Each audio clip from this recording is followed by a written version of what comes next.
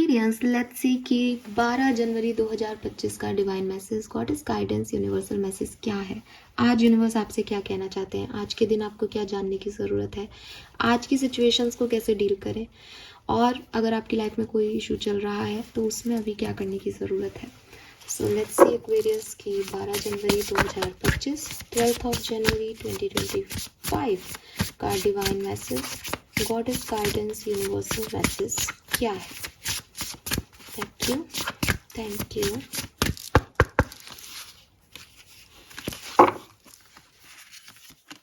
We have escapist, spaceship and morning. Oh my god. Okay, beautiful energy, lovely.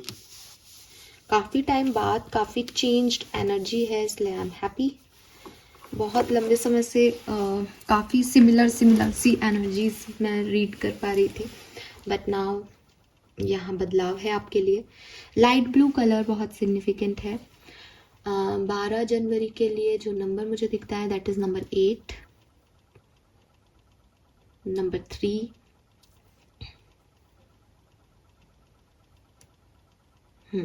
ठीक है। और यहाँ पे जो नंबर है उनके भी अकॉर्डिंग है 32 से 5 नंबर, 43 से 7 नंबर और 40 से 4 नंबर। 5, 7, 4 नंबर सिग्निफिकेंट हो सकते हैं। 32, 33, 42, 43, 44, 40 ये एज ग्रुप हो सकता है किसी का, किसी पर्सन खास की एज हो सकती है। यस,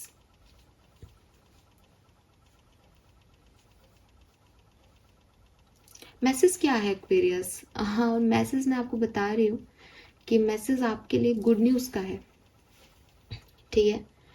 अब ये जो गुड न्यूज़ है ये आपको बहुत जल्द मिलने वाली है, पहली चीज़ तो।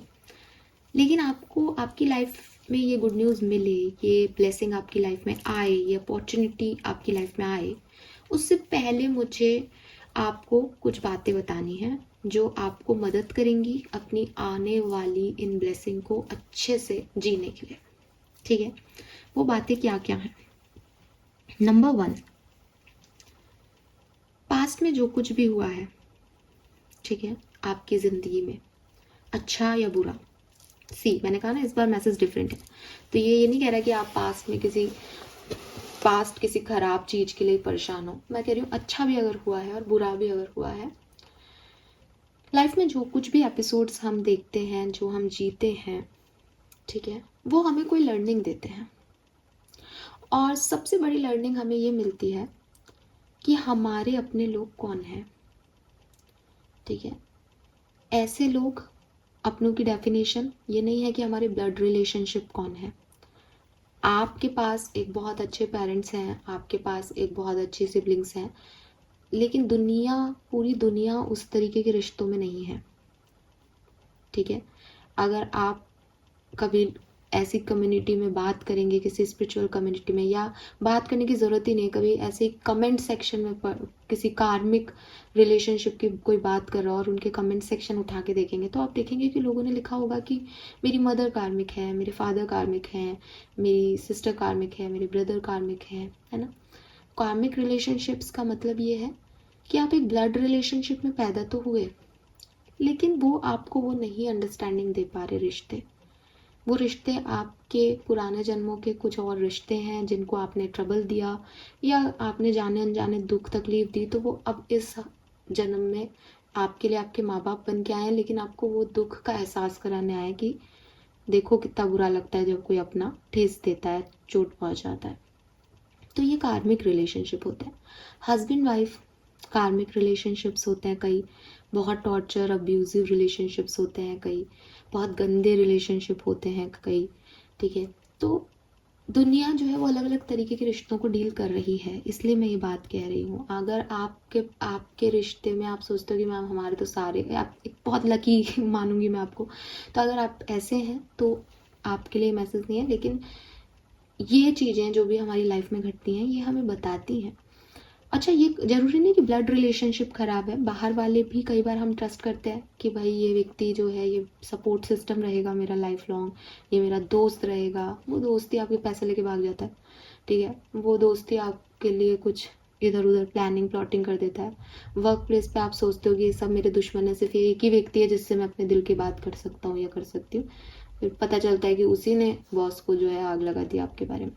सो ये जो चीज़ें हैं ये बहुत कॉमन है, ठीक है, और 10 में से हर एक व्यक्ति जो है वो इससे गुजर रहा है।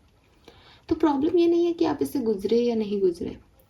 हो सकता है आपके पास बहुत अच्छे रिश्ते हों और आपने खूब एंजॉय किया है अपनी ज़िंदगी को। आपके पास ऐसे रिश्ते हैं कि मैम जब भी मेरे पास पैसे नहीं थे, मेरे दोस्त आ गए और उन्होंने संभाल लिया मेरा परिवार, मेरे को तो पता ही नहीं चला। आपको लगे कि मैम जब भी मैं परेशान हुआ, मेरा फलाना दोस्त, मेरा चाइल्डहुड दोस्त आकर के उसने मुझे संभाल लिया। या कहोगे कि मैम मैंने तो हमेशा गलत काम किए, गलत दोस्तों के बीच रहा, गलत कंपनी चूज़ की, लेकिन मेरे परिवार ने हमेशा मुझे संभाला। तो आप ये भी हो सकते हो। ये आपकी जर्नी है, जो पहले बताई वो किसी की जर्नी है। दोनों जर्नीज में एक चीज़ सेम है, वो ये कि हमें ये सिखा दिया कि बुरे समय में हमारा अपना कौन है, ठीक है, और अच्छे समय के यार दोस्त कौन है। ये लर्निंग हमेशा याद रखना एक्वेरियस, क्योंकि आने वाली जो ब्लेसिंग आ रही है उसमें शायद आपको इस लर्निंग की ज़रूरत पड़ेगी। मे बी डिसीजन मेकिंग में, मे बी जब आप उस जर्नी को जिए तब फिर से आपके सामने ऐसे आए कि आपको क्या चूज़ करना है। तो हमेशा ऐसे लोगों को चूज़ करना कि इन लोगों ने मेरा बुरे समय में साथ दिया तो मैं भी इनके बुरे समय में साथ रहूं। अदरवाइज आप फिर एक अनइक्वल कर्मा जो है वो यहाँ पे पेश करोगे और अगले जन्म में भुगतान भी करोगे, राइट। तो यूनिवर्स आपको पहला गाइडेंस तो यही दे रहा है कि अपनी पास्ट की लर्निंग से सीखो। क्लियर। अब आप में से काफ़ी लोग शायद इस बात से मेरी जो है नहीं अपने आप को रिलेट कर पाए होंगे, लेकिन एक क्लियर मैसेज जो है वो मैं आपको दे देती हूँ। पास्ट लर्निंग जो भी रही आपकी, आपने अच्छे से सीखा, आपने बुरे से सीखा, किसी और के साथ कुछ हुआ आपने उसकी गलती से सीखा, क्योंकि कहते हैं ना टाइम बहुत कम है भैया, दूसरों की गलती से भी सीख लो। खुद करने बैठोगे गलतियाँ तो उम्र निकल जाएगी। तो अगर आपको ऐसा लगता है, बट कुछ चीज़ें आपके सामने घटी हैं, कुछ सिचुएशन से आप गो थ्रू हुए हो और वहाँ से कुछ लर्निंग मिली है, उस लर्निंग को साथ लो और निकलो उस सिचुएशन से आगे। आगे बहुत अच्छा कुछ वेट कर रहा है। दूसरी चीज़, अकेले होने से मत डरो। मे बी आप में से काफ़ी लोगों ने यही सीखा कि दुनिया में एट द एंड अकेले ही चलना है, ठीक है। ये बात जो है वो गीता में कृष्ण भगवान ने लिख रखी है। जो माइथोलॉजी को मिथ मानते हैं, मैं कहूँ कि एक गीता करके किताब है, उसमें राइटर ने ये बात लिख रखी है कि इंसान अकेला ही है। वो रिश्तों में बंधा हुआ जरूर है, लेकिन ये रिश्ते को अगर वो बंधन बनाएगा तो वो सबसे पहले मारा जाएगा। रिश्तों में बंधन नहीं होना चाहिए, रिश्ते हों बट उसमें बंधाव नहीं होना चाहिए। कब सिचुएशन आपको अपनों के ही अगेंस्ट खड़ा कर देगी, कब आपकी मति भ्रमित हो जाएगी, कब आप केकई और कंस हो जाओगे, आपको नहीं पता चलेगा, ठीक है। क्योंकि सेल्फिश एक्ट हो जाता है ना, सेल्फिश, मेरा, मैं कैसे कर दूं। तो ये भावनाएं समय समय पे इंसान को भ्रमित करती है। और यहाँ हम एक स्पिरिचुअल चैनल पे इस चीज़ की बात कर रहे हैं, तो मैं आप में से सबसे आपसे बोल सकती हूँ कि आप में से कई लोग ऐसे होते हैं जहाँ आपको अपने और दूसरे में चयन करना होता है। मोस्ट ऑफ द टाइम हम अपनी कॉन्शियस हमें अलाउ नहीं करती, हम गिल्टी नहीं होना चाहते, तो हम एक अच्छा डिसीजन लेते हैं। मैं ये नहीं कह रही बहुत सेल्फिश लोग हैं हम पूरी दुनिया में, नहीं, ऐसा नहीं है, लेकिन कई बार ऐसा हो जाता है कि जहाँ हम अपने आप को चूज़ करते हैं, मैं क्यों करूँ, मैं तो मेरा करूँगी ना, ठीक है। तो ये जो चीज़ है कि अगर सामने जो है मुझे परेशानी है और दूसरे व्यक्ति को भी परेशानी है, तो इट्स लाइक कि मैं मेरा परेशानी देखूं कि उसका देखूं, अभी इसमें गलत भी क्या है ना। ऐसे एक्ट करते हैं हम।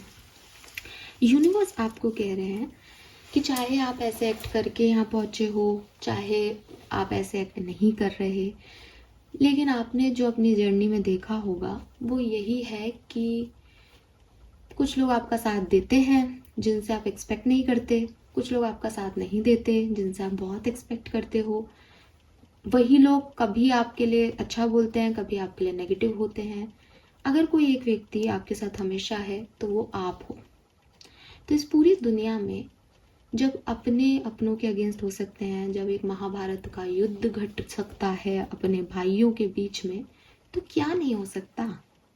जब एक मामा कंस हो सकता है, ठीक है, आप राम रावण को तो छोड़ दो, तो अलग अलग दुनिया के थे, वो भी आप देखोगे रावण भी जो है अपनी सिस्टर के लिए, अपने लोगों के लिए लड़ाई लड़ रहा था, वो भी अपनों के चक्कर में ही फंस रहा था।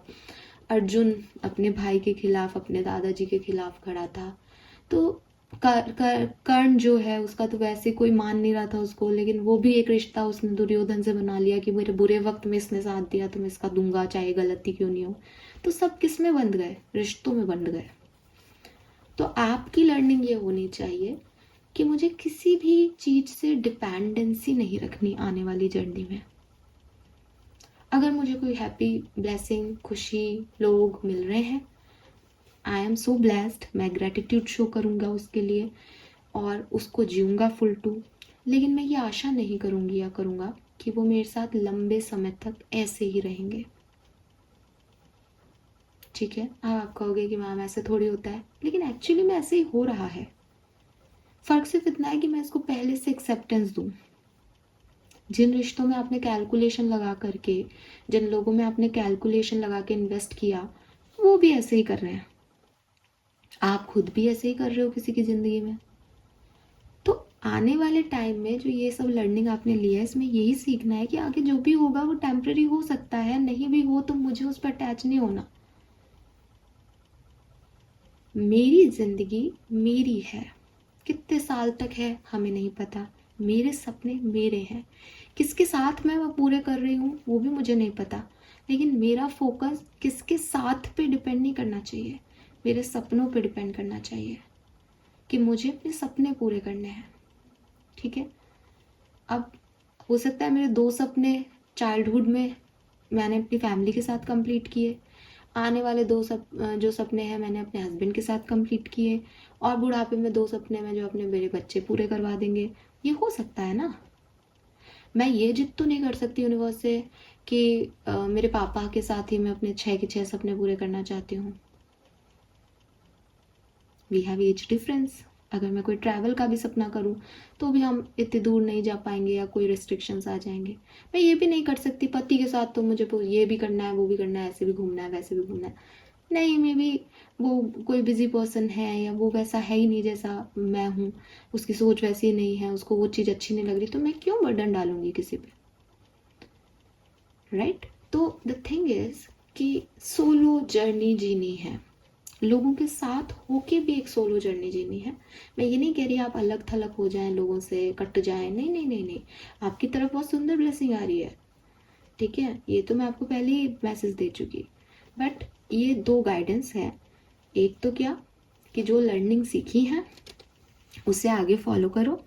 दूसरा, यही मान के चलो कि ये मेरी अकेले की जर्नी है, मैं एक स्टेशन से चढ़ा हूँ, अब ट्रेन की सीट पे बैठ के मुझे कई लोग मिलेंगे, अच्छे बुरे सही गलत, वो मिल रहे हैं, वो उतर रहे हैं, चढ़ रहे हैं ट्रेन में, कोई प्रॉब्लम नहीं है। डेस्टिनेशन मेरे को अकेले को पहुंचना है, राइट। नेक्स्ट मैसेज जो आपके लिए है वो है टेक एक्शन। ठीक है, इट्स नॉट टाइम कि आप कैलकुलेट करने बैठो। ये वो टाइम नहीं है कि आपके पास कोई अपॉर्चुनिटी आए और आप सोचो मैं कर लूँ क्या इसको, अपॉर्चुनिटी को, कहीं ये पहले जैसे नहीं हो, कहीं ये नहीं हो। अगर आपने 2 मैसेज मेरे सुने हैं तो क्लियरली ये 3rd मैसेज आपको समझ में आएगा कि भाई कुछ चीज़ आ रही है, पास्ट की गलतियों से अपन ने सीख लिया, अपन को अकेले इसमें चलना है, तो किसी कैलकुलेशन की वैसे भी जरूरत नहीं पड़ रही। फिर पास में जो कुछ भी आपने सीखा उससे तो आपने लर्निंग ले ली, अब आप वो गलती तो रिपीट करोगे नहीं, तो वो रिजल्ट्स तो आएंगे नहीं। और दूसरी चीज़ आपके को फ़र्क भी नहीं पड़ रहा इन लोगों से, आपकी तो अपनी जर्नी है भाई। ट्रेन आई है, ट्रेन में चढ़ना है, अब इस ट्रेन में चढ़ूँ नहीं चढ़ूँ, कैसे लोग होंगे, ये तो हमको सोचना ही नहीं, क्योंकि हमको तो पता है हमारी अकेले की जर्नी है, इन लोगों से हमारी कोई वो एक्सपेक्टेशन है ही नहीं। समझ आ गई बात। ये मैसेज मुझे यहाँ पे आपके लिए मिल रहे हैं एक्वेरियस। ये तो हो गई एक बात। इसके अलावा अगर मैं कुछ आपको बताऊं इन 3 कार्ड से, तो सिचुएशन से भागना सिचुएशन का सॉल्यूशन नहीं होता। अपनी बात को रखना, ठीक है, अपने ओपिनियंस को रखना, आपको शायद सॉल्यूशन नहीं दे, लेकिन आपको एक पीस जरूर देगा, एक रिलैक्सेशन जरूर देगा। तो अगर आप ऐसे हो कि मैं अभी इस सिचुएशन को डील ही नहीं कर रही, मैं छोड़ देता हूँ इसको इसके हाल पे, कि कोई रिश्ते में है आप, आपका ब्रेकअप चल रहा है और आपको लग रहा है कि अभी मैं बात नहीं कर रहा या अभी मैं बात नहीं कर सकती इस रिश्ते में, देखा जाएगा, यकीन मानो 1 महीने बाद ये सिचुएशन और वर्स हो जाएगी।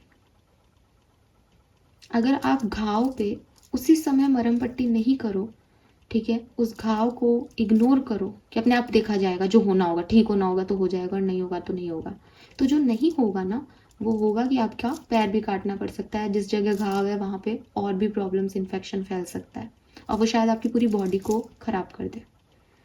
तो इमीडिएट जो आपको केयर है वो किसी भी सिचुएशन को देनी पड़ती है।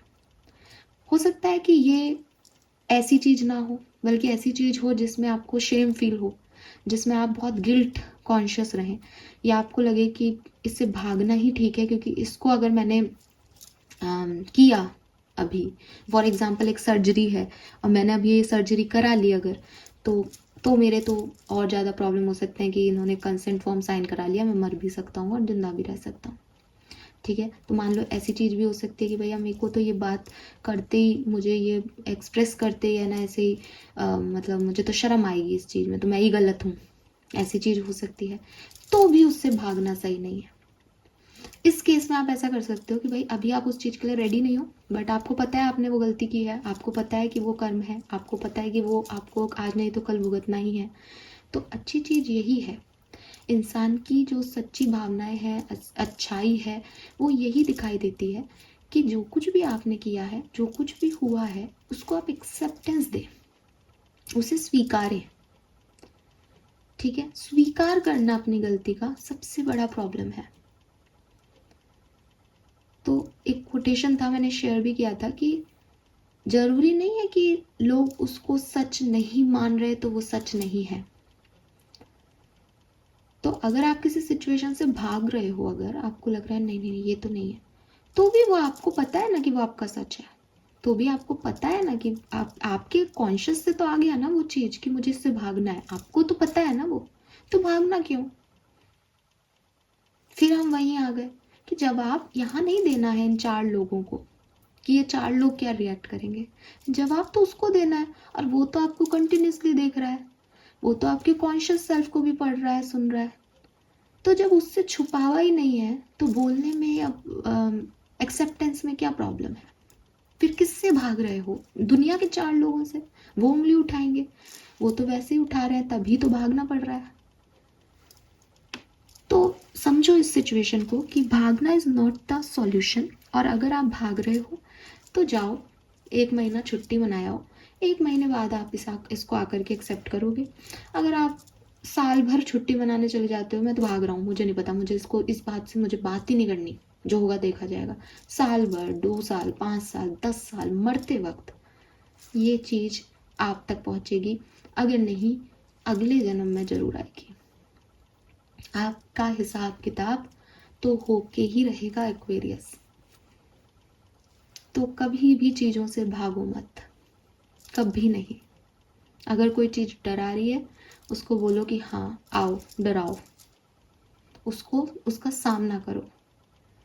एटलीस्ट वो एक बार डराएगी, एक बार कुछ होगा जो होना है, आगे जाकर के कुछ नहीं होगा। भागने वाले, उस चीज को इग्नोर करने वाले जिंदगी भर डर में रहते हैं। तो मुझे नहीं पता ये किसके लिए है, बट ये भी सिग्निफिकेंट मैसेज है। फाइन, जहाँ आपको 4 लोग मिलेंगे जो आपके एंटी होंगे अपने सच बोलने पे, वहीं 2 लोग कह रहे होंगे यार इसने दम दिखाया, यार इसने बहुत बड़ा चैलेंज लिया, इतना आसान नहीं होता। वो 2 होंगे, उनकी आवाज़ धीमी होगी, 4 लोग चीख रहे होंगे, चिल्ला रहे होंगे आप पे, लेकिन वो 2 काफ़ी हैं आपके लिए। भीड़ इकट्ठी नहीं करनी, सच इकट्ठा करना है, लॉयल्टी इकट्ठी करनी है, दूसरों के लिए नहीं, अपने लिए। क्योंकि मैंने कहा ना, जिसने सुनना है, जिसने देखना है, वो तो आपको रेगुलरली देख रहा है। आपको लगता है मैंने इनसे झूठ बोल लिया, इनसे झूठ बोलना सच बोलना इज डिफरेंट, उससे कैसे झूठ बोलोगे, राइट। सो ये है मैसेज आपके लिए एक्वेरियस। लेट्स सी कि कर्मा मैसेज क्या है। और एक और मैसेज है कि अगर सुबह आप लेट उठते हो ना, तो थोड़ा सा टाइम से उठने की आदत डालें। Donate your clothes. सो आपके लिए आपका कर्मा बहुत अच्छा है, ऑलरेडी आपके लिए एक ब्लेसिंग आ रही है। आप इसमें ऐड ऑन कर सकते हैं कि आप अपने पुराने कपड़े जो अच्छे हों, पहनने लायक हों, उन्हें किसी गरीब को या किसी नीडी पर्सन को जो है दान कर दें। This is all for you Aquarius. Hope ये आपसे रेजोनेट होगा। चैनल को लाइक और सब्सक्राइब कीजिएगा। बाय।